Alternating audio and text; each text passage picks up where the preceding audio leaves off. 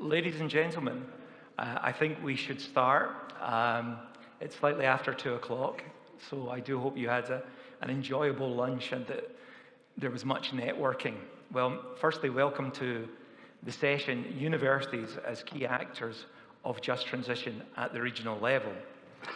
As before we get into the meat of the discussion, I would just like to reference the Wi-Fi code, network Tanurs, and also the password, Wine Palace 1902. For those who require interpretation, the code for Slido is JTP23. That's for those in the room. For those who are joining us online, and there are many participants online, so welcome. If you could use the interpretation code JTP23 online, should it be required. After the panel discussion, there will be an opportunity for Q&A, questions and answers, from the floor. And we obviously very much welcome those in the room to answer questions, but those who are joining us online can submit their questions through Swapcard, and those questions will be relayed to me. So that's in the way of the housekeeping. So I just quite like to briefly introduce myself. I'm Robert Pollock. I'm one of the senior advisors with the Co-Regions in Transition Initiative, and I very much lead on the technical assistance program known as START, and there was reference to the START technical assistance program in the earlier session. But I'm delighted to be moderating this session today. It's a fascinating topic. What is the role of universities, or what are the roles of universities in accelerating and ensuring the process of a just transition? And it is very much a vital topic of our time. I often think that in policy circles, there are certain issues that just come to the surface. And this is one of these times. The role of universities has become more and more germane and something of a policy priority in regard to just transition, even in the last 12 months. So I thought it was quite telling. At our last Just Transition platform, we had the University of Western Macedonia discussing their role in developing an observatory. And in terms of my own work, the START Technical Assistance Programme, we were approached by the Midlands in Ireland, County Offaly in Ireland, and asked to work with a new technical university, the Technical University of Shannon, in how they can actually mobilise communities and work with communities in the just transition process. So I think it's fair to say that universities don't just represent a partner in the just transition process, they actually represent a central agent of change. They are very much a profound actor. And over the last 2 days, we've heard a number of recurring messages. So we heard about the need to accelerate just transition, the need to accelerate just transition funding implementation. We also heard about the need to change the narrative for policymakers, for practitioners, and for communities. And there was the need, as we heard very eloquently from the Commissioner yesterday, there is the need for innovation and diversification within our economies. There was reference to storage, hydrogen, magnets. And we also referenced the need to prepare our young people for transition, as we are going through not just one transition, but arguably two very significant transitions: energy transition and obviously digitalization and AI. And what is striking is that in all these central themes of change and diversification and adaptation, universities have a very critical role in ensuring that these issues are effectively addressed. So our objectives for this session are threefold. Firstly, to explore the diverse roles of universities. Secondly, consider how universities can further support transition at the regional level. And thirdly, to get your inputs, to get your questions and your comments, both in the room and online, about how you think universities can be these engines for change at the regional level. I'm delighted to say we have a very distinguished panel with us this afternoon, a highly qualified panel. So I will introduce the panel at this juncture, and obviously we will be then having a facilitated discussion. Francisco Barros Castro is a policy expert at the cabinet of Commissioner Ferreira, who obviously contributed yesterday. He's held a number of senior roles in the European Commission. For example, he was a team leader for Romania and Bulgaria at DG Economics and Finance in the European Commission for 6 years between 2013 and 2019. He was a lecturer and researcher at the Faculty of Economics at the University of Porto between 1990 and 2007, and you remain a member of the faculty to this day. He has a PhD in economics from the University of Leeds, and he has authored and co-authored a significant number of papers that have been published in international journals and books. I'm also delighted to introduce Dr. Maria Trivanova. She is Chief Assistant Professor at the Faculty of Economics and Business Administration at Sofia University, obviously in Bulgaria. And she has had 12 years of experience in the realms of renewable energy economics and energy transition studies. She has contributed to the design and application of tools designed for assessing participatory processes geared towards the transition of coal regions in Central and Eastern Europe. Maria has been appointed Deputy Chair within the Energy Transition Commission, a subcommittee operating under the Bulgarian Ministries Council's Advisory Board on the European Green Deal. Welcome, Maria. We are also delighted to be joined by Lucian Georgescu, and Lucian is an engineering professor and director of the Dunăre de Jos University of Galați in Romania. And between 2017 and 2019, he was the Minister of Research and Innovation and the State Secretary of the Ministry.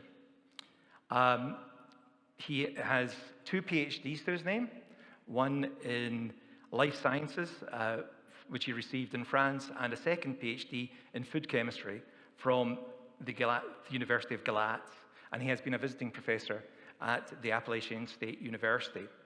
He has a very distinguished history of publication, and just by way of background, Galați is a major center for steel production within Romania and in Europe. The final contributor is Margit Keller. She is an associate professor, head of the Center for Sustainable Development at the University of Tartu in Estonia. Margit has taught and researched on social change for more than 20 years. From 2016 to 2022, she worked as the head of the Institute of Social Studies at the University of Tartu. Today, she is leading the newly established interdisciplinary cooperation platform, the Center for Sustainable Development, embracing the faculties across the university. Also, Margit has initiated the Socio-Economic Transformation Monitoring Programme, just about to start this year, for the Estonian Just Transition region of Ida-Virumaa, led by the University of Tartu. And as you are probably aware, Ida-Virumaa is a region with a significant oil shale presence. So I would actually now like to hand the floor to Margit, who is going to be giving a scene-setting presentation to frame our discussion. Thank you, Margit.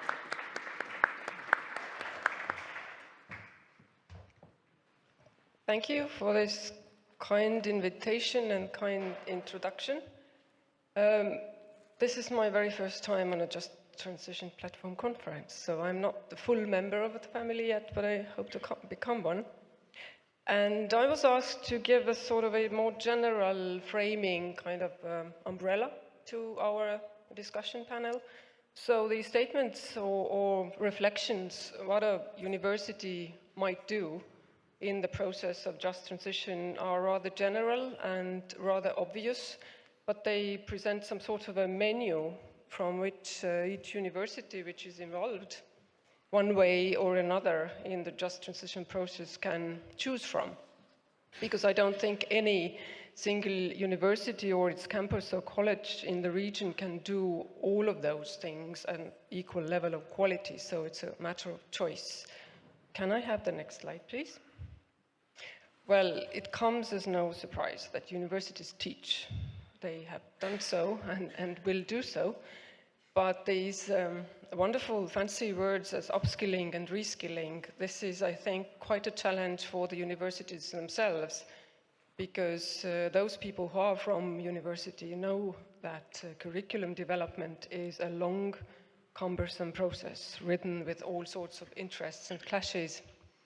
And universities, they like to teach what they like to teach. And this is sometimes hard to align with their local or regional needs, what really the industry, local communities, what sorts of skills they lack, what are the future scenarios, where is the region going. So this is an interesting field of analysis and reflection, how much the universities can really adjust and cater for these skills needs.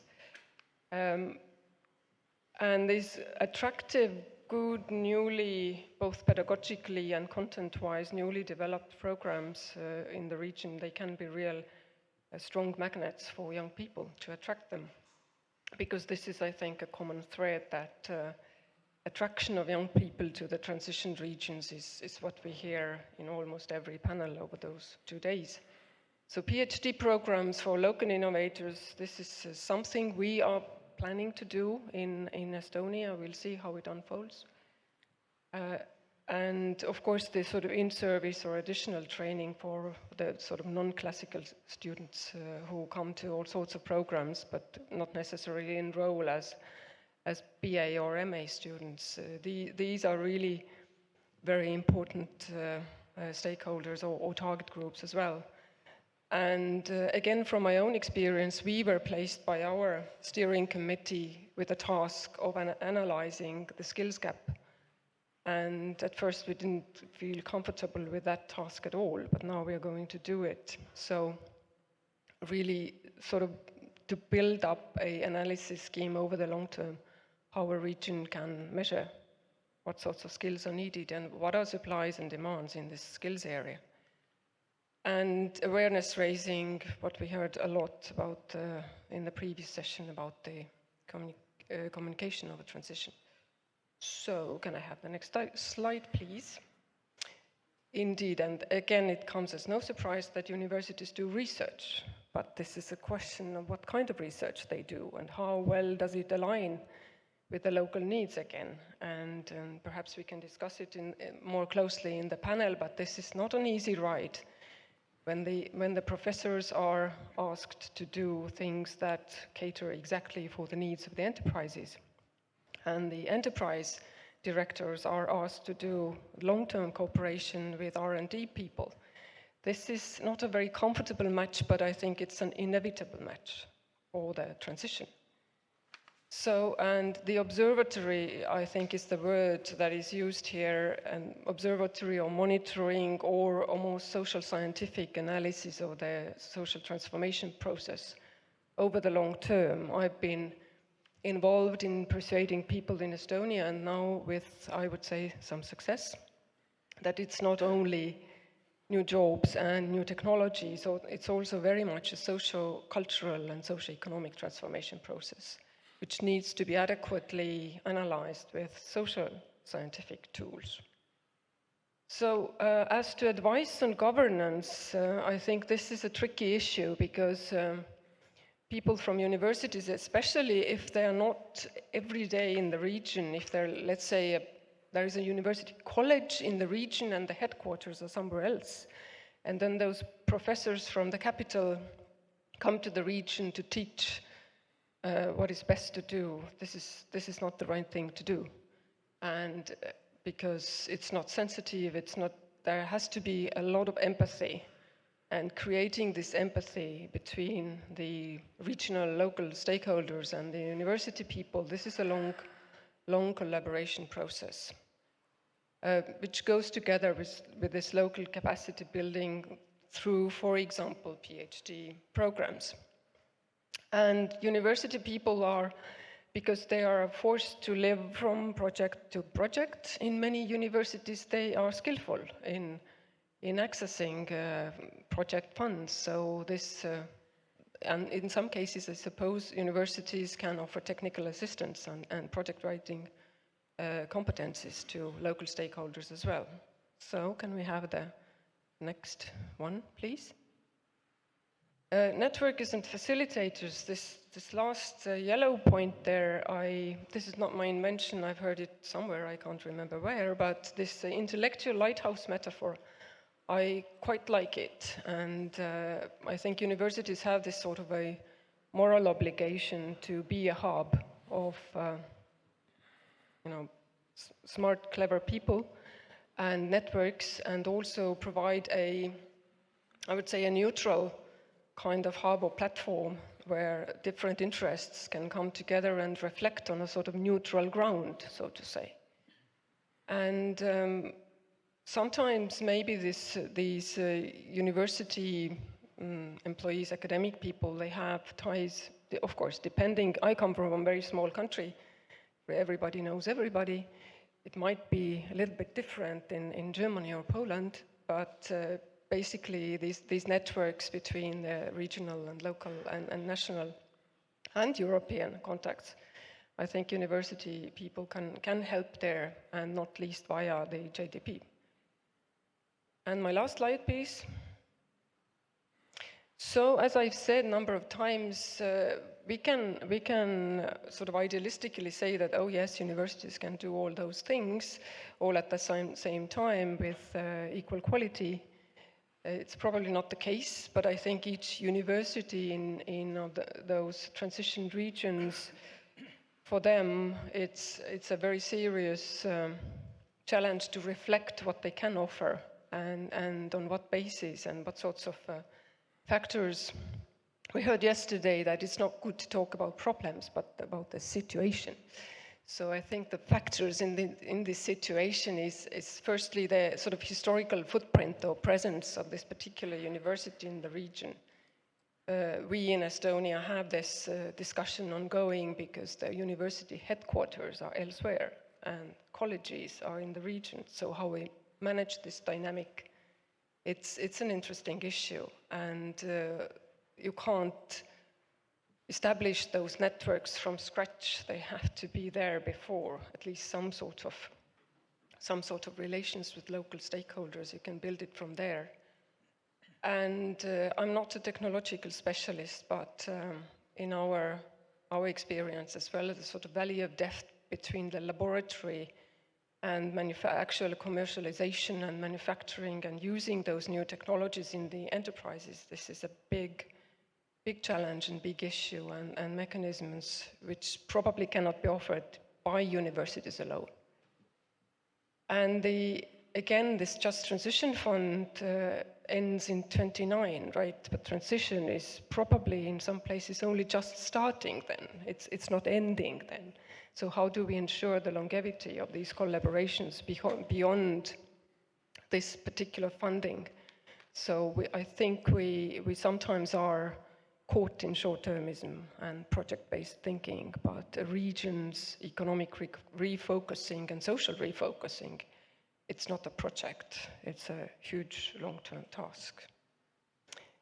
Teaching and research proportions are important. How do they collaborate so that what we teach, the skills upgrading on the local level, and what sorts of R&D projects are done, that they are not in two different separate worlds. They have to be deliberately interwoven.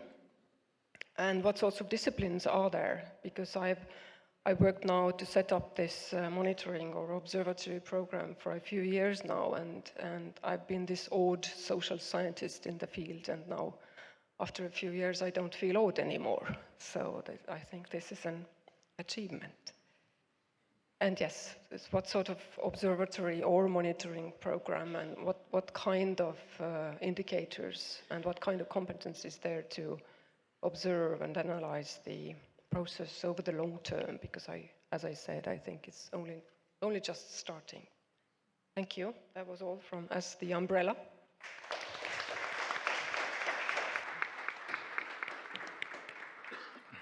Thank you, Margit, for setting the scene. It was an excellent overview, and something really struck me when you were speaking. As an economic geographer, I'm conscious how geography shapes so many things, and a university's role will depend on the geography in which it is set. So as you said, Estonia is a relatively small country, so the role of universities, and Tartu University, will be different from a large member state country, just as a university's role will be different in an urban environment and a rural environment. So I thought that was a very pertinent point that was perhaps just worth bringing out. Okay, we're now going to have a panel discussion based around 2 questions. That will probably take about 40 minutes. Then it's over to you in the room and online. So my first question is to Francisco, and I'd just like to, from your experience, how can the European Commission, how do you think the European Commission can support universities in the delivery of a just transition? And have you got any concrete examples that could be useful to the audience? Please. Thank you. Good afternoon, everyone. It's a pleasure to be here. Normally, I sit on that side. It's more comfortable, but probably less and even more fun. I think Margit made an excellent overview of what the universities are here for, and there's nothing in what she said that we do not fully support in Commission. There's a number of instruments that specifically can support universities, but I would rather put this, if you allow me to overturn your question slightly. Of course. Is how the universities should shape and how the universities want to access the EU funds, because the instruments are there. We have the funds, the traditional funds, as you know them. We have the Just Transition Fund, and there's a point I'd like to make, because I see, and I totally share the concern, what will happen after 2029? Actually, the question is not what will happen after 2029, is how we are putting all European funding, all national funding, public and private, together with Just Transition Fund to make the transition happen now. And this will facilitate the transition to the next cycle. We don't know what next cycle will be. It will be shaped by too many things. The next MFF will be even more challenging than previous ones. But the message here is we need all EU funds to be put together and not to look at Just Transition Fund in isolation, and to look at this as one single project. The role of universities is totally intrinsic to the project of the Just Transition, as we have put through the Just Transition Fund, which is, this is a place-based policy. This is a policy where each region needs to see its vision, needs to define its vision, and to seek the strategy for where it's going to be in 10 years' time. The universities can offer everything that Margit just said. They can offer the training. In some countries, unfortunately, they don't offer much of the skilling and the reskilling. These are done outside universities, which I think is a big, personally, on a totally personal capacity, I think is a big loss that training is independent from them. What I think we need the university to do more, and that's what we're encouraging ever more with Just Transition Fund and with the RDF, is that universities work more closely with companies. Universities will be there is a role for fundamental research with universities, but there is the most important transformative role is working closely with companies and assessing together with companies the funding that exists for research. And of course, we're doing more specific elements under Just Transition and the Just Transition Fund. We created the colleagues here over there are the main force behind this an academic sounding board to advise the cohesion and transition community and to advise on just transition. There's an expertise at universities that is often left outside. Margit, with this amazing presentation, only now is part of the family. You're already part of the family if you hear enough after this. But we need to have more of the universities coming to the Just Transition platform. which is not happening so much because it's very difficult to bring the civil society, which is another issue. And of course, through the different, through JT peers, even through the Youth Teams for Green project, for example, where we have many youngsters that are students at universities engaged in just transition. We are trying to bring all the academic community into defining what the just transition should be. So just to summarize, the idea is that bring every single bit of the universities, the teachers, the researchers, but also the students, and the whole civil society that's so well described that develops about just transition into helping to implement the just transition in the broad concept, not just the just transition fund, about to implement the transition in the regions that we're trying to reshape. Thank you, Francisco. That was a very interesting contribution, how you were looking to the future about how we incorporate universities more effectively into the work of the Just Transition platform. And obviously there is going to be another phase of the Just Transition platform from next year onwards. And I think, as you were saying, the Just Transition platform, the Just Transition Peers program, how we can introduce universities more effectively into that suite of support is a very interesting point. I'd like to now move to Maria, and would appreciate your insights on the role of universities in supporting just transition at the regional level, obviously from the Bulgarian context. And if you have any examples that you would like to share with the room, that would be appreciated. Thank you very much. First and foremost, I would like to know that Sofia University is not situated in a co-dependent or a region in transition.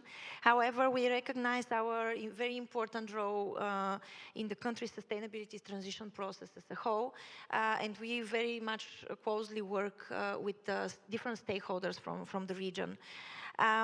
This recognition actually arises from our status as the oldest educational institution in Bulgaria, and actually the largest university in Bulgaria, with a very distinguished position in international rankings. Historically, our universities also has often been leading other transformative processes within the society. So these circumstances actually assign us a very significant responsibility and duty in this process. So our core principle is actually lead by example. We are talking about the role of universities, but I should be very clear with you that over the past 10 years, actually, our faculty at the university itself has been undergoing a very significant process of change. And I have personally witnessed the comprehensive transformation within our faculty. It has evolved from a relatively conservative and a very passive, actually, entity into a proactive and very aware contributor in the process of constructing a low carbon economy in the country. We are now the first academic institution in the country which established a climate plan and a strategy aimed at achieving the United Nations global goals. And in the preparation of our sustainability reports each year, we actually engage students very actively, and transparency and inclusivity became a core principle of our approach. This month, our faculty launches the Net Zero WAP, which is committed to providing very actionable knowledge on how to effectively translate the climate neutrality targets into tangible actions.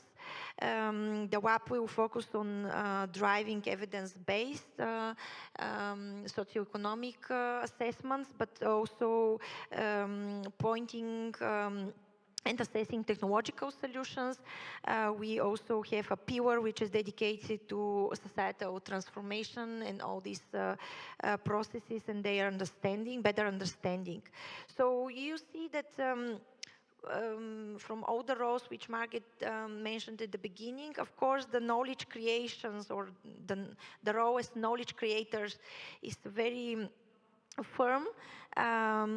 We believe that education is the most efficient mean of enabling change, although this is a very long-term change. So we will probably see the impact of what we are currently doing in a framework of 5 to 10 years. However, it remains, the education remains one of the most powerful ways actually to affect very stable societal change in the future. So we integrated the concept of just transition, including all its dimensions, costing, technological, societal aspects, modeling, technical tools for assessment, simulations, and so on into our multi-level courses, master, bachelor, PhD courses, and so on. We apply or employ a variety of innovative teaching models in order to make this topic more attractive for young people, like climate games, also some short-term products like academies which are developed together with the business, like ESG Academy, Marine Renewable Energy Academy, which has been launched this year for the first time. But then I think the most important role is not the knowledge creation role, it's the community building. We build community, and this is actually one of our principles of working with our current students, but also with our alumni. We stay in touch with our alumni and with our partners we try to be very transparent, to open courses to broader publicum as well. We try to support the decision makers with different tools. You mentioned already our involvement in the Energy Transition Commission, which is a subcommittee of the Advisory Council of the European Green Deal in Bulgaria. And this demonstrates our commitment to actually support the decision-making with very concrete tools and models for evidence-based policy-making in the country. We also see ourselves as an essential networking platform. This is another project which we are currently implementing, and it's about coordinating all the activities in the countries in the implementation of the SET plan, for instance. I think this is also very important because Bulgaria is one of the countries which is far delaying in terms of SET plans implementation. We are represented also in the European Technology and Innovation platforms, in the Just Transition platform, obviously, and also in the Cohesion for Transition platform in the advisory board, as already has been mentioned. And a very strategic role is maybe the role of future visionaries. And this is what is actually expected from us, to predict the skills which are required for the future, meaning not only the skills which are needed for reskilling and upskilling, but also the new professions that will probably emerge in the coming years, and also setting the training agenda. And similarly to Estonia, we are currently also in the process of mapping future skills which will be needed. And this is also something which is related to the net zero industry academias. And I think that this exercise will be in the future contributing to attracting such type of academia in the region, if not in Bulgaria. Thank you very much. No, Maria, that was an excellent contribution. I have to say, you said that the university and your department was relatively passive a few years ago, but has become more proactive in recent years. And I think you've just shown how far a university can travel in a short time in regard to the green agenda.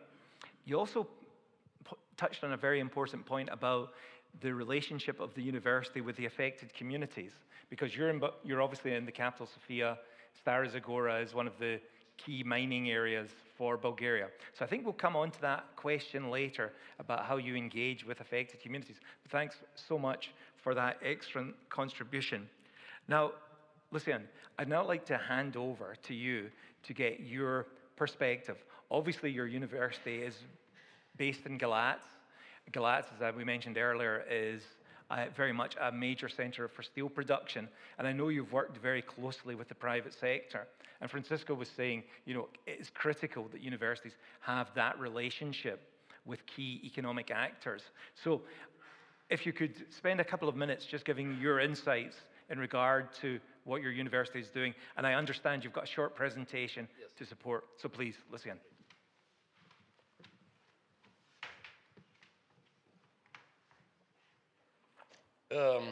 As we have as objective and main subject of this conference, and as we discussed before, it is very important for universities to understand and to put into the practice this role of key actors in just transition processes and projects at the regional level. My university, the University of Lower Danube in Romania's Dunărea de Jos, is the only university situated on the Danube.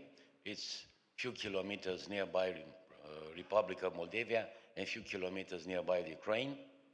For this reason, the situation is a little bit more complicated in the last years, but I'm not going to speak about how the situation is complicated at the border, but how we can play really this key role in just transition and general development processes in our region. The next, please. I will speak just focused on the main reason for our region and our county is included in the program of Just Transition. There are 6 counties in Romania which are included and funded from this program. We have the most important company for steel, iron and steel production. It was a big one before 90s, now it's a smaller one. The capacity is around 3.2 million tons per year. That means a big production. In the same time, this is almost 4 million tons of CO2. That means more than 12% of all production of all emissions of CO2 at the national level. The goal of our action in this main goal is to transform the production based on coal, production of steel based on coal, on the production based on hydrogen. But there is a reason we are focused on few projects. And it is very important to fulfill the fact that we have to put into the value the synergies between industry, between authorities, national, local, regional authorities, and the capacity of the university. The image, as my colleague said, the image of the university is that there are some elitist institutions situated in their ivory tower from where the society is somewhere below, and we are not extremely interested. This is a very wrong position, and it's not at all common for the most part of European universities, and especially for my university, it's a big interest to be involved in all type of activities, community level. What we are good to do, that means we, university, we are good in teaching and training capacity, good and in research and innovation, good in transfer of knowledge, and good in communication. For this reason, I put there a few ideas related with our contribution to this objective of just transition in our region. We are good in teaching and other type of educational activity. My university has 14,000, let's say, classical students, that mean bachelor, master, and PhD, and 10,000 non-classical students. That means what we identify with authorities, with the private companies, we identify the necessity of human resources for the present and especially for the future. For this reason, we have 10,000 in a year, 10,000 of this type of students. That means different activities in which we use our knowledge transfer, our teaching and training capacity to form new skills, new occupations, new jobs for the people, not for the present, not compulsory for 2023, but for 2030. For this reason, we take into account the sustainability umbrella, that means economic, social, and diminution of environmental impact. This is very important. And we take into account 3 big projects. That means one is related with green electricity production, which everything will be in the same region. Green electricity production and use this for hydrogen production. These are synergic production. The next, please. These are few main capacities and capabilities of university in the region, which is actor in just transition. Next, please. This is a specific EU project. It's the largest research vessel in all inland waters in Europe. This is done for research. It's internationally open. It's a European with permanent places, with labs and places for researchers to be there. It will be also an instrument for sharing good practices and for communication of all the results all over Europe. I think that is very important to share all we did good and all we did less good in our project. Thank you. Thank you, Lucien.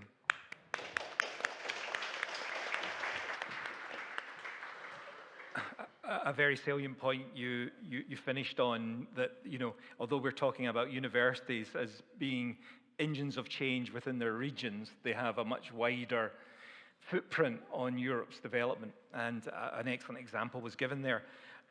Margie, I'm conscious that you gave the introductory presentation. One of the things that struck me was the creation of the Centre for Sustainable Development, and it's in recognition, I'm assuming, that, you know, transition is multidimensional. It's about systems change, and so we almost have to adopt a multidisciplinary approach. So I was wondering if you would like to perhaps just give the audience some more insight into the creation of the Centre for Sustainable Development, and what are the lessons for other universities and regions?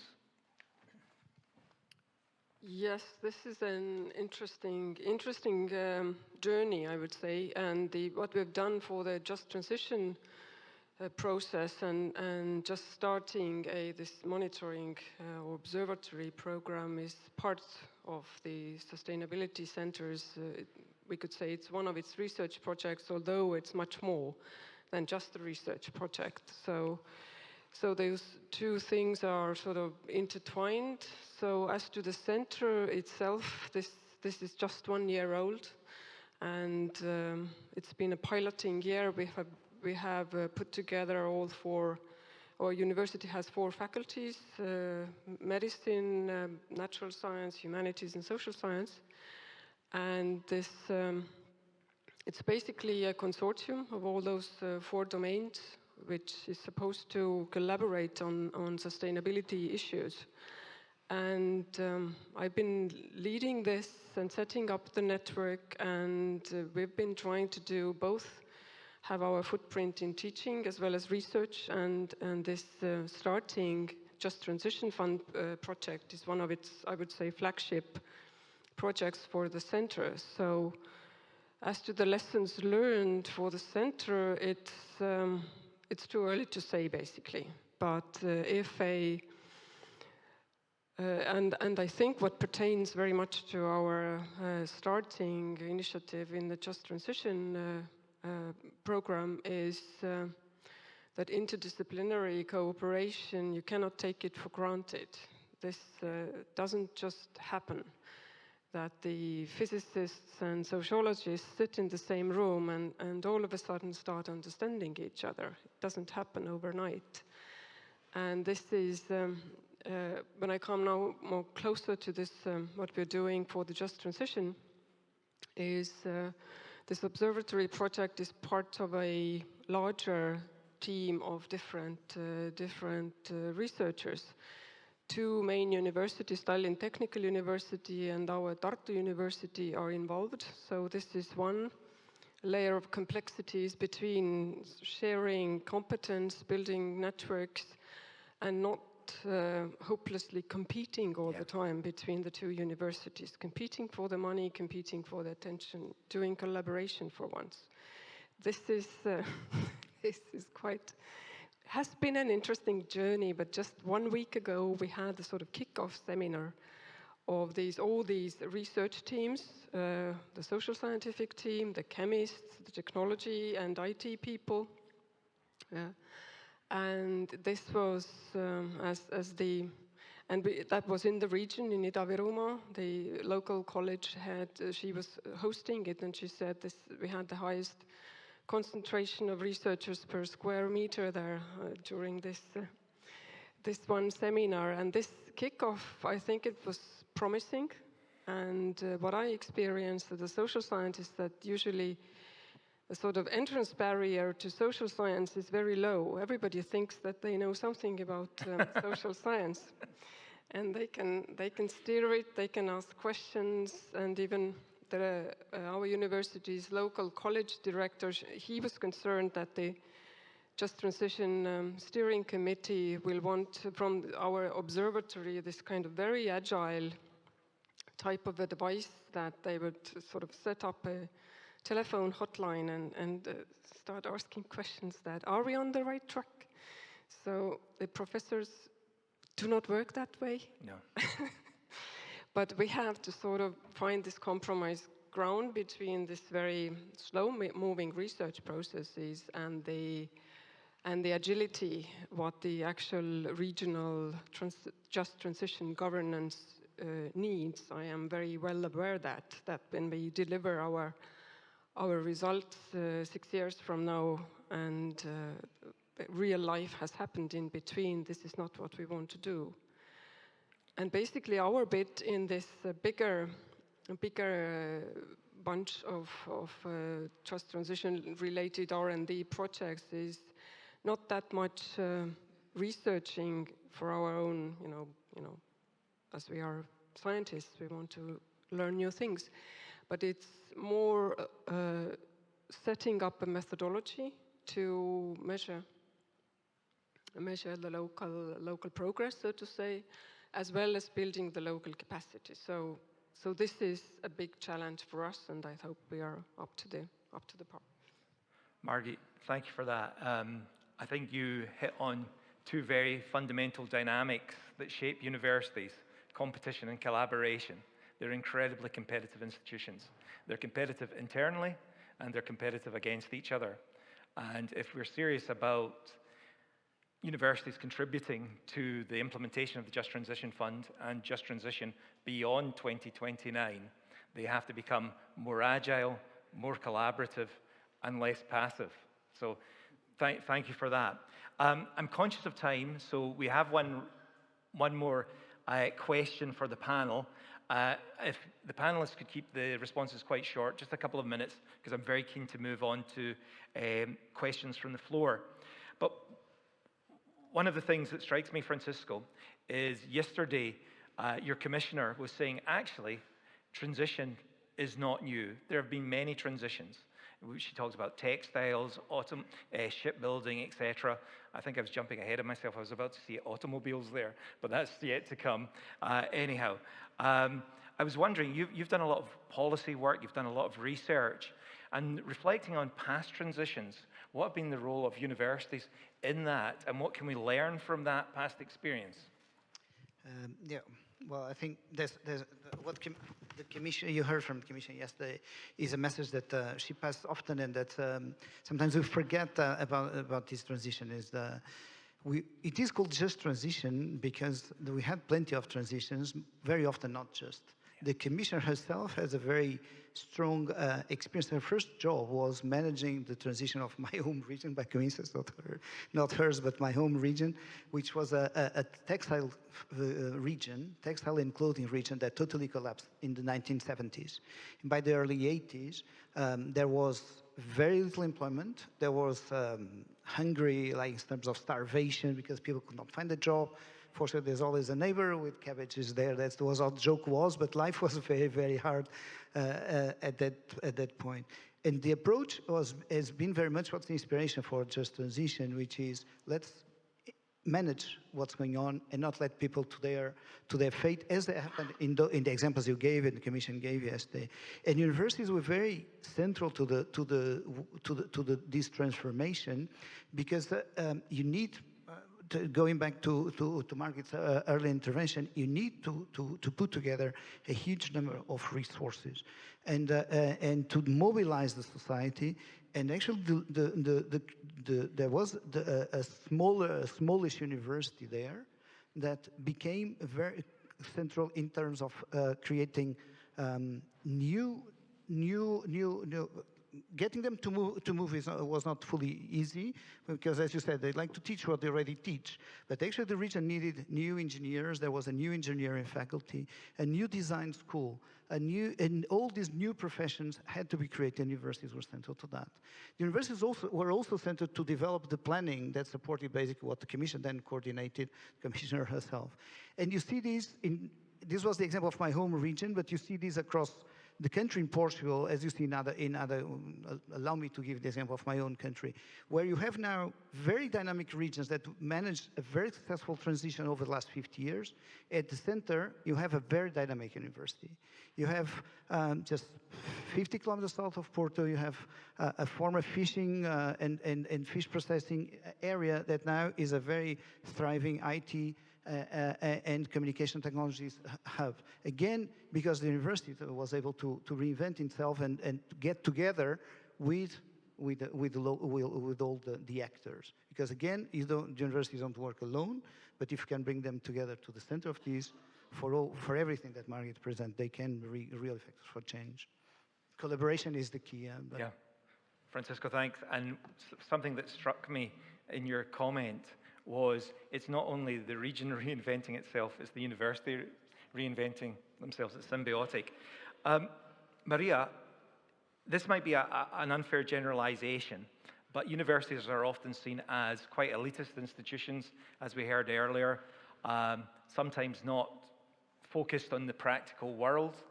So I'd quite like to explore with the panel now, how does the university engage with other stakeholder groups in the process of transition?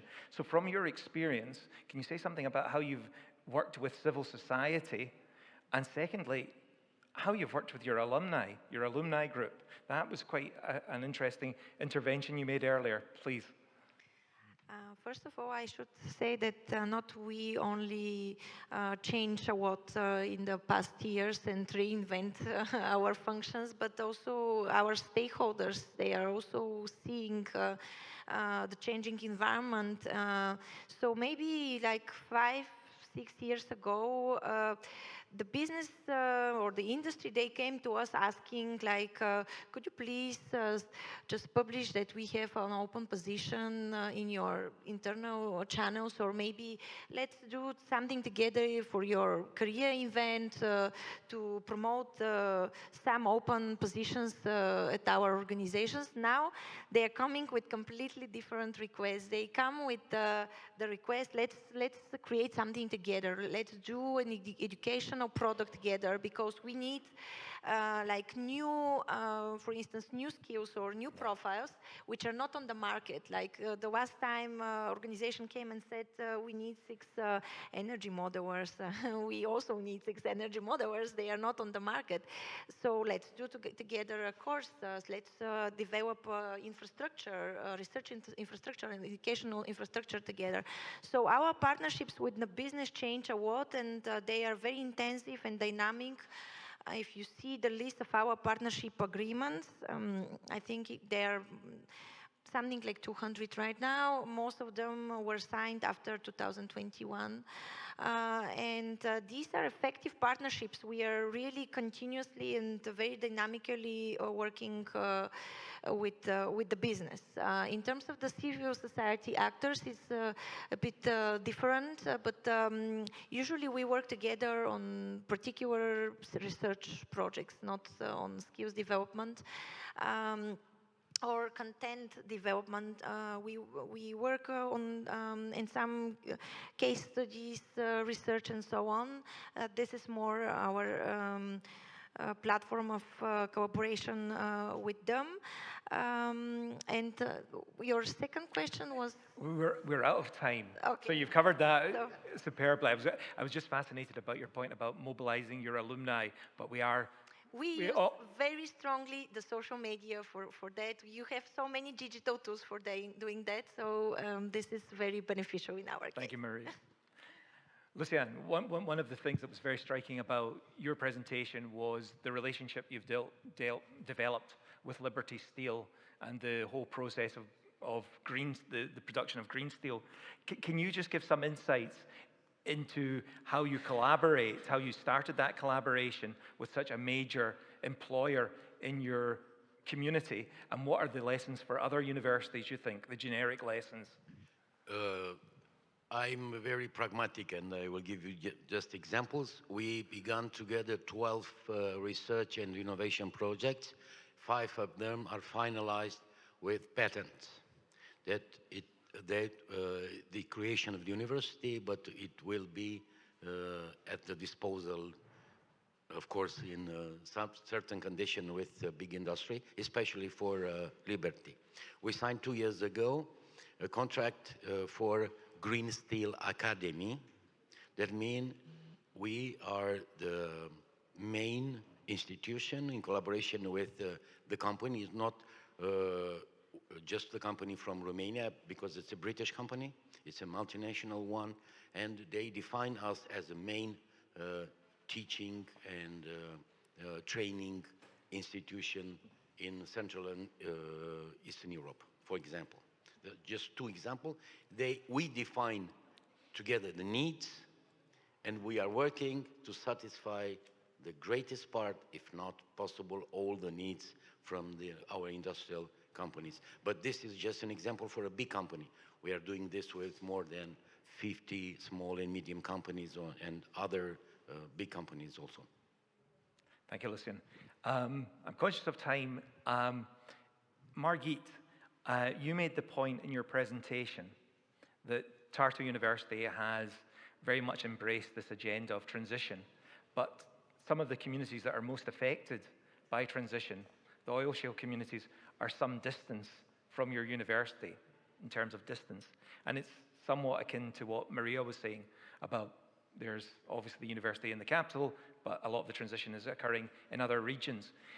Have you any thoughts or reflections on how regions without universities can actually develop relationships with regions such as Tartu that have a strong higher education base?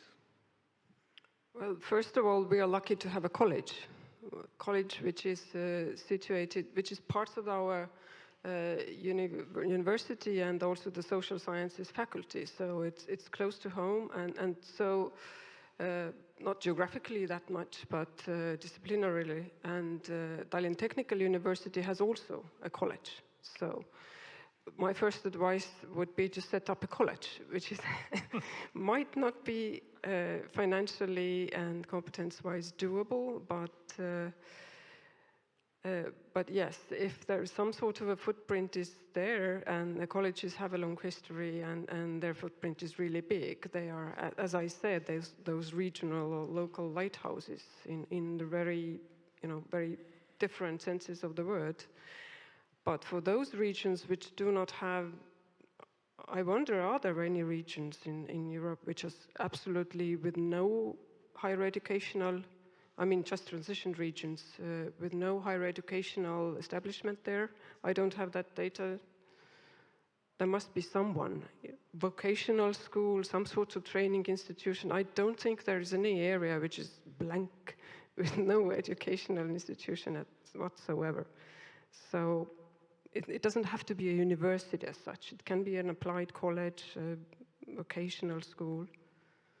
So I don't think all the cleverness and all the intellectual capital resides in universities only. It's elsewhere too. No, it's a fair point, Margit, to look at the actual possibilities of the role of further education in colleges and developing those linkages within the region. I can actually think of a couple of regions that don't have a very strong higher education base, but they have been served by colleges and further education. So it's a very good point you make. I'm conscious of time. It's been a very rich panel discussion so far. So are there any questions in the room for our panel? Please. Oh, there's a number of hands. If we could have the person at the front first. Thank you.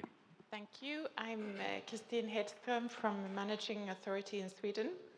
And I'm asking you for advice because we fund research projects and we want the research projects can be also on technical topics to be as useful as possible for the regions. What advice do you have to us when we donate the money? Maria, would you like to perhaps respond to that one? Yes. I believe that the needs for research are very regional specific, so I wouldn't go on specific subjects, but what I see is that in order to be closest to the practitioners, and our most probably research project that brought to some impact afterwards are those that develop some instruments. So very often we see, even in the policy documents or some strategic agenda, we see objectives, we see some visions, we see some actions which are planned. We don't see any type of instruments how to actually measure, monitor or assess, how to translate these objectives to brighter publicum. So I believe that research projects must be focused to higher extent to some products which are, or instruments, tools, which will be visible afterwards and more practically oriented. Lucian, please, any thoughts? One of the main ideas for all the, let's say, national and European project, it is necessary to have a quantification post-implementation analysis. For this reason, I remember that in the last 20 years in our region, especially nearby the Danube, there were big projects related to the municipal wastewater treatment. But we initiate a project to analyze the impact of these investments. They are huge, hundreds of millions of euros. But just 2 years ago, we began a project in order to analyze the impact on the quality of Danube water regarding these big investments. Probably a post-implementation kind of project, analyzing, quantifying, will be a good way, and on the other part, the obligation of even for each project is to have a, let's say, prevision, a prognosis on the impact on different situations and different needs of the societal need. Probably this it is, or it could be, a good way to spend the money in an efficient way. My only additional comment would be that whoever works out the research proposal should work together with the local stakeholders. Don't let the academics do it all alone. That's quite a powerful message. Don't let the academics do it all alone. Francisco, please. That question was clearly not for me. May I still add something which is, I think, the key thing if you want to have an impact is look at the scalability and at the replicability of the project. If you really want to have an impact, choose projects that will be scalable, that can be replicable somewhere else in your country, ideally for us as European Union, everywhere else, but also built into the projects, the mechanisms for that. And often that requires careful planning beforehand rather than ex-post assessing, oh, how can we do this differently in the future? Thank you. Scalability and replicability. Oh, please. Yes, Ricardo García Mira, Professor of Social Psychology at the University of A Coruña and current coordinator of the project on social aspects of transition to clean energy. I recognize the role of the universities in the just transition, and they have a very relevant role. No? And of course, I'm not questioning what the University of Tartu or the University in Galatz or the University of Sofia are doing. I'm sure that they are a big amount of work, no, in regarding this. But what I see in my experience during the last 20 years in the university is that even when the framework program of the European Union have left a lot of lessons, no, that we have learned regarding transmission of knowledge to the society, to the policy, there is still a lot of work to do, because universities have a role that they are not assuming in training researchers for communicating with policymakers. So the bridge between research and policy is still pending. Researchers are trained just to publish in good journals, and this is what the university grants, no? This is what the university is expecting, that we publish in good journals and we increase the position of the university in the rankings and so on. But there is a lot of work to do in training researchers for communicating with policymakers. And we have demonstrated in many of our research that the problem of just transition is not unidimensional. It's a multidimensional and a multidisciplinary and a multi-level problem that involves communication with policy in the local level, in the regional level, or national, or even in the European level. And also, it involves communication with other disciplines. No? But we are not trained to work, for example, psychologists. We are not trained to work with economists or with political scientists. We have to do it on our way, and well, we have learned a lot of the experience. So, but this is something very pending. What do you think about this? Can I suggest we focus in on one question? And I thought it was quite a profound one, that how do we bridge that gap between academia and research and policy and practice? And it is something of an eternal question, so I'm not sure if we're going to answer it here and now. But Francisco, you straddle both worlds, the world of academia and policy. So how do we bridge this gap or narrow it? We're trying to help bridge that gap in a way that is very, very little not popular at all with academia, which is by stop financing pure science and financing increasingly just approaches that will be transferable, innovation that will be market-oriented, or innovation that can be used by companies to create new process, new products, new technologies. It might not be popular, but it's terribly efficient, I think, and also the best use of the funds, because there will be other funds for pure research. Thank you, Francisco. Any other views of the panel in regard to bridging the gap between research and academia and policy and practice? Two things. We prepare the experts for two kinds of presentation. Presentation in scientific conferences, this is very classical, and presentation in front of our non-scientific partners. This sometimes is more difficult than a very high-level presentation in a conference.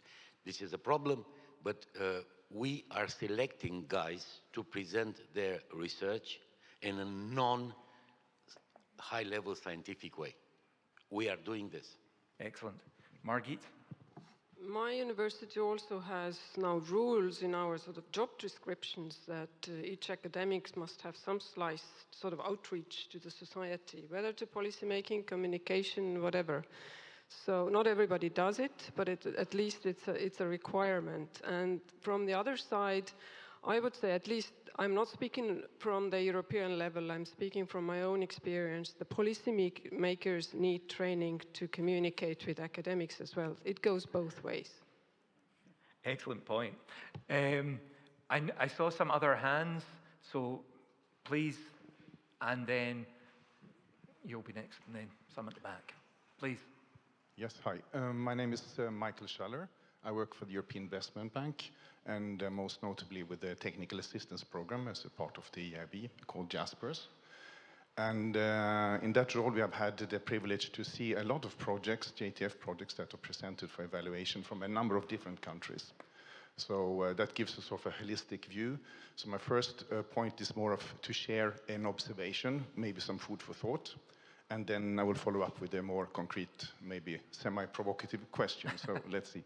So the observation is that what we have seen, and this is sort of a thematic, when it comes to tie into what you mentioned about collaboration and competition, there are many projects that are being evaluated in regions, sometimes, but in a country with several regions that concern the establishment of business centers, research centers, business parks, etc.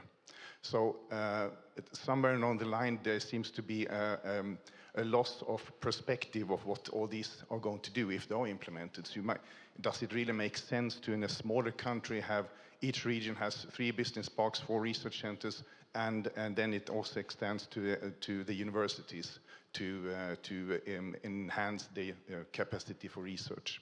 So this will feed into this need to have some sort of good thinking. What do we really need? Where should we put the resources? If not, they will take out each other. So you will end up with nothing by the end of the day. And this is also feeding into the fact, which I hope that we agree on, that there is an increasing maybe lack of researchers, lack of young people that would like to read and study technical subjects. So if we have 50 new research centers, etc., all over the place, nothing will really happen. So it's sort of, when the planning is going on, there should probably be some thought of where do we really want to put our money. If not, it will be, by the end of the day, a loss of opportunities. So that's my observation, and based on not yet, but maybe real facts. Let's see how it ends.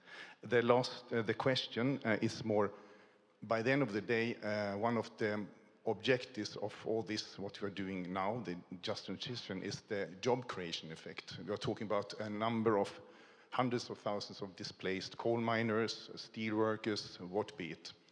And the objective is to get them new opportunities, to get them new jobs. These are not academic people. These are low-skilled workers.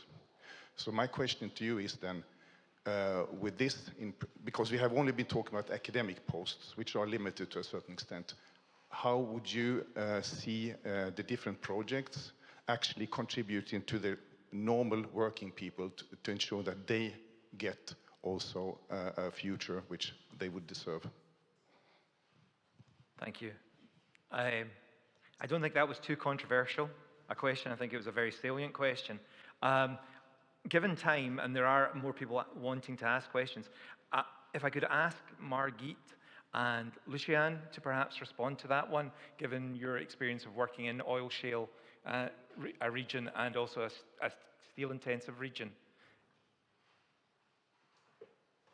Well, our work there is only just starting, so I don't have the competence to say that, or the foresight or sort of prediction what will happen in 10 years, but at least from my perspective, the academics are trying, at least I hope they are, the impression I get at the moment, to do their utmost to put their work into the enterprises. And the enterprises, diversification of the economy is the key word.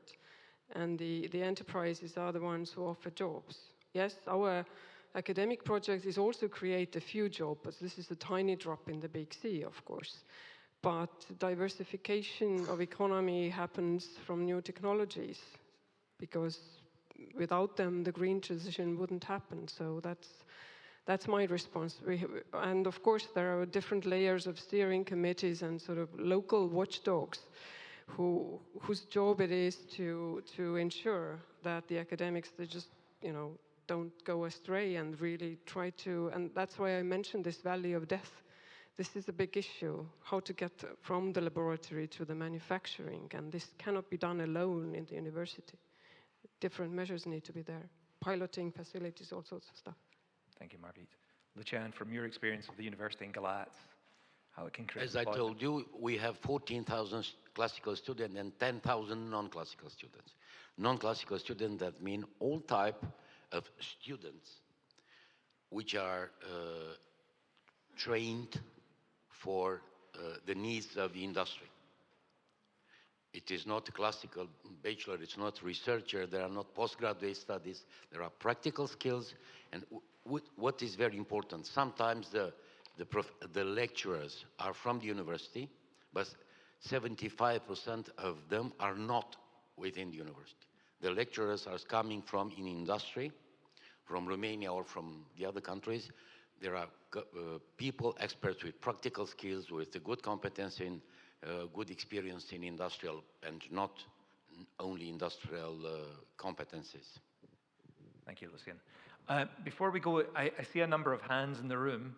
I was wondering if we have any questions from online. No, so ideal. Thank you, Margarita. So, yes, please, gentleman with the white shirt. Yeah, Panagiotis Gramelis from Greece. I'm working for CERN. This is a research center in Greece, in northern Greece. And we are performing a similar project like yours about hydrogen. And the experience is that you need a lot of effort and a lot of time. So since you are all coming from the academic sector, have you thought about research centers that are doing purely research and how you can collaborate? Is there an experience from your cases that there are research centers collaborating with the universities, but they are focused on research so that we can have better results on which areas can be more promising based on the previous speaker statement? Thank you. Please. We are working in a project named Hydrogen Valley with 9 partners from the industry and from 8 countries. The main experience is coming from Germany and from Austria and from few very important companies working with gases, as Linde, for example. The experience, it's not coming mainly from the university. From this point of view, this project is designed for the university to take practical experience from the industry and to share some, let's say, fundamental research regarding on hydrogen production and use. Maria, I was wondering, from your own experience, is there any examples that you would like to flag in regard to researchers, research centers and universities collaborating? Not in Bulgaria, but I have been part of IFER, which is a research center in Germany, and it's a very nice cooperation between the business and actually the university. And I believe that such type of design of such cooperation is something that the speaker should look at. Thank you, Maria. I'm conscious of our time, but we do have one more question. Yes. Can you hear me? Yes. Hi, my name is Karen Jancikova. Currently, I work for Konrad Adenauer Stiftung for Multinational Development Policy Dialogue Program. And our main objective is to bring different key actors and players from different countries around the globe together and co-design and co-shape future pathways towards net zero. So I have pretty experience with the positive impact of really multi-level, multinational cooperation and having the key actors around one table from the very first beginning. Therefore, I very much appreciate initiatives such as Just Transition, which is bringing different actors together. And here now, seeing the representatives of universities in one room is great. And I just wanted to ask one question exactly about how to avoid duplication of projects, programs, because sometimes there are so many initiatives, so many programs running, and 8 universities participate in this, other 10 universities in that. And we are always like flagging the lack of coordination and kind of sharing what has been found here and there. And I know there are different instruments and mechanisms within the EU who support this cooperation, being it Cost Association I used to work for, which is bringing exactly experts, researchers from universities together and fund their exchange programs, and they can be very flexible. They can scale from 10 members to 35 members and member states. However, I still want to ask if you have any good practice or example of any platform who is really bringing all this knowledge and this EU valley of knowledge together, that we don't duplicate and more cooperate than compete. Thank you. Thank you. An excellent question to end on, the whole question of coordination of scarce resources. And when we say scarce resources, we don't just mean financial resources, but also intellect and knowledge. I think all the panel can give their thoughts on this, but I will start with Francisco, please. Yeah, thank you. The thing is, the whole reason we are here is precisely to try to get together everyone who can contribute to the just transition. I was talking earlier about the thinking broadly at just transition. We have increasing the regions that are in the Just Transition Fund, but regions that are beyond the Just Transition Fund, because transition happens beyond that. So there's plenty of work being done on the Just Transition platform to try to create new instruments to do it, what you're saying and much more. The JTPS experts database will certainly help you to identify peers that can work with you. I'm reading through, because we have such a long list that I'm sure I'll forget some, and they will not forgive me. The JTPS exchange, for example, that will go straight to what you say about allowing people to travel and work together. The JTP groundwork is bringing experts from different regions to work. They are in front of you, work on that, because they bringing experts to work on specific regions, and we expect to expand next year the work we're doing this year with 6 pilot regions. So if you go to Just Transition platform, you'll find a number of instruments that we're trying to create. This again is what we're doing from our side. And I expect to see more and more also from your side. When I say yours, in sense, I'm talking on behalf of the Commission here and on behalf of practitioners, because we have the instruments, there's financing available. We are trying to put on the ground some instruments, but also there will be the possibility to finance some of your own projects under these or other instruments.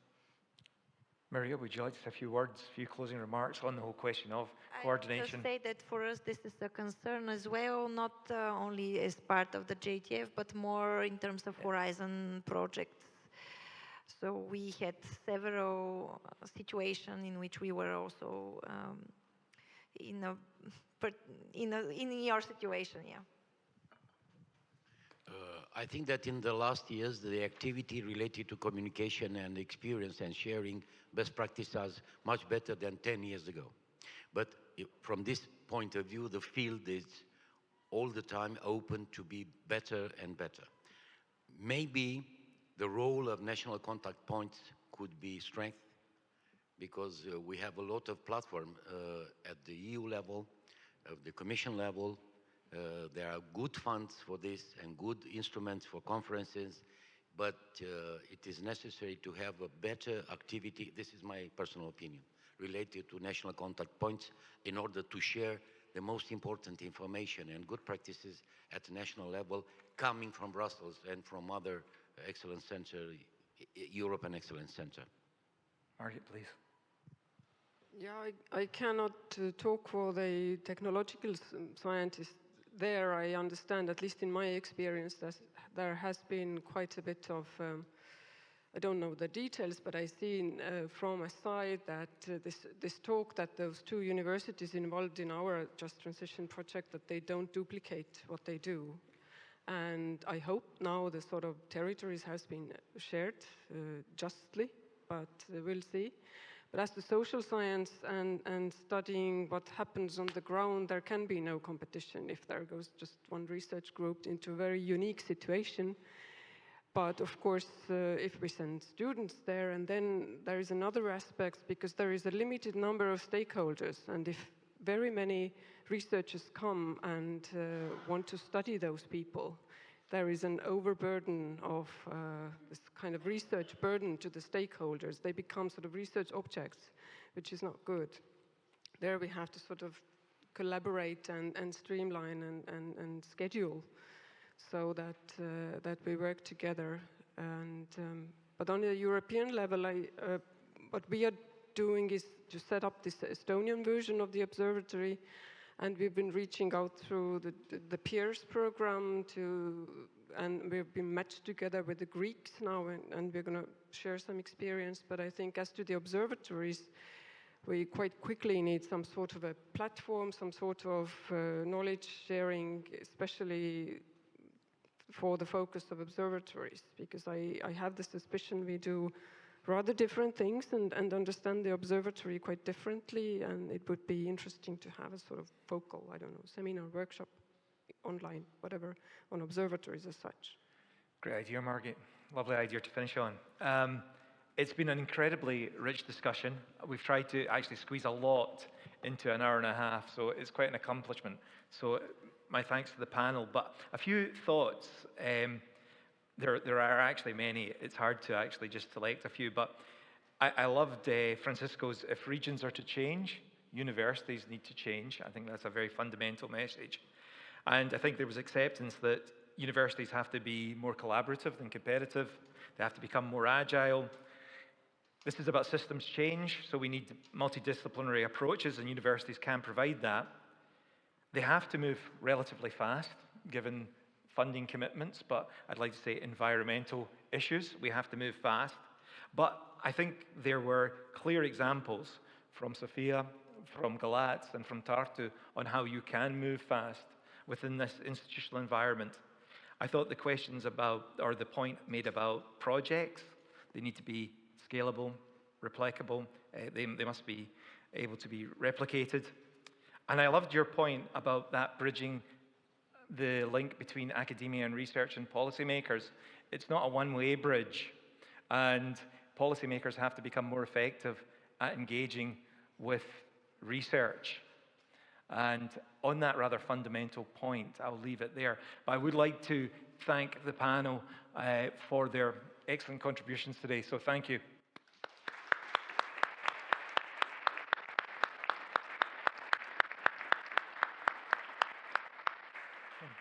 Please. Yeah, thank you. No, I'm delighted to be handing the floor over to Sander Happerts, who will be pulling together the concluding remarks for the Just Transition platform, for this 8th Just Transition platform.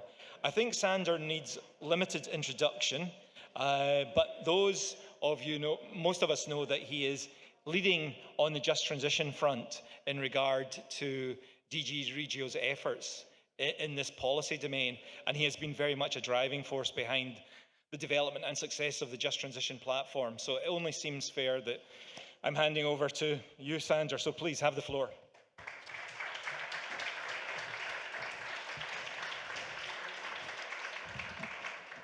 Thank you very much, Robert, and apologies for the confusion. You will have a coffee break in 5 minutes, but I'm here to close the plenary part of the 8th Just Transition Platform conference, and I want to do so starting to thank you, the audience, for coming to Brussels, to this fantastic place here in Brussels, but also the audience online, because you really gave us super interesting discussions, and it is very clear that you have still the drive to go forward and that you have many good ideas. I want to thank all the speakers at this conference and also the excellent moderators.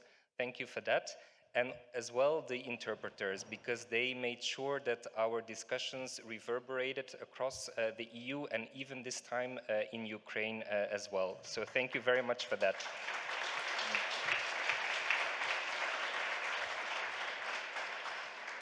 Thank you also for everyone in the JTP Secretariat, the different partners who organized this conference, the technical team who did excellent work. So really, it was very good. I want to thank all the team in DG Regio, my colleagues, and also the team in DG Energy, who works very closely with us, as well as in the Committee of the Regions, because we had a 3-day conference with also part in the Committee of the Regions on Monday. And last but not least, in terms of words of thank you, obviously Balbina, the coordinator of the Just Transition platform.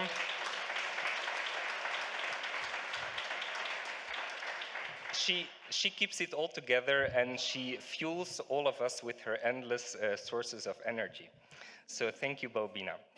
But you, the audience, you were again very numerous. We had more than 800 registrations for this 8th conference. This is the biggest room we ever had, and you saw yesterday that it was very, very full. And this is because we also had as well a lot of interest from outside the EU. We had questions from North Macedonia, from Bosnia. We have interest also from outside the continent.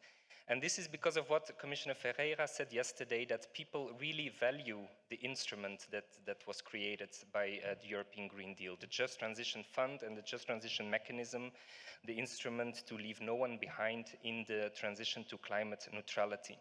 We heard also today from one of the speakers that without this EU support, the just transition would not be possible.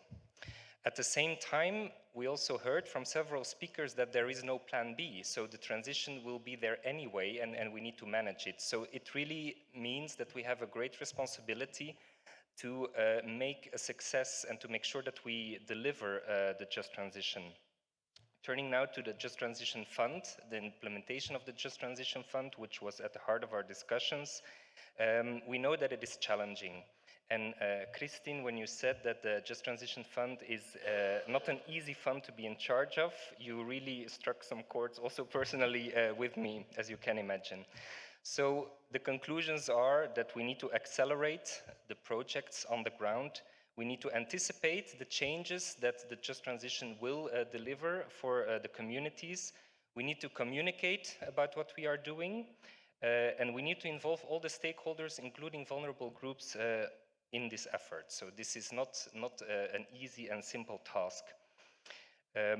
Of course, we know that the Just Transition Fund is, that the Just Transition is more than the Just Transition Fund.